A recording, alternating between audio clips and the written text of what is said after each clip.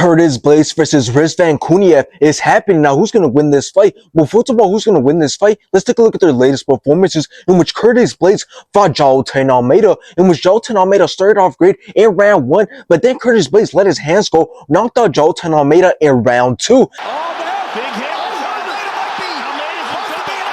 Now after this, Curtis Blaydes wanted to fight Tom Aspinall, in which Tom Aspinall dropped and put a lot of punishment on Curtis Blaydes, and the rest enough and stopped the fight in round 1. Now let's take a look at Rizvan's latest performances, in which he fought Hernan Ferreira, in which Rizvan took control of the whole entire fight. His wrestling, grappling, and striking was great, and he won by decision. But then the fight was ruled a no contest due to Rizvan testing positive for a banned substance. And after this, Rizvan wanted to fight Hugo Cunha, in which Rizvan dropped and put a lot of punishment on Hugo, and the rest enough and stopped the fight in round 1.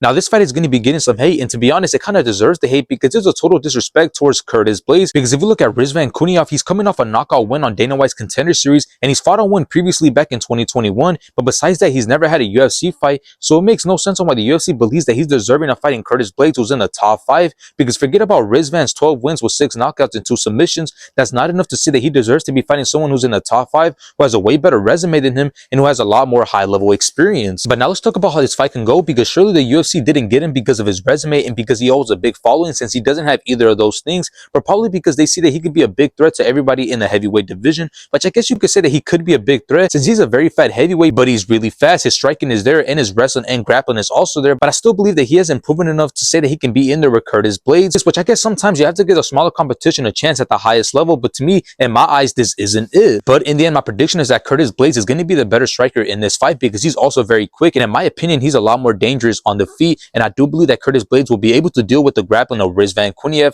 So I got Curtis Blaydes winning this fight, and I won't be surprised if he's able to finish Rizvan Kuniev, as I don't see the upset happening.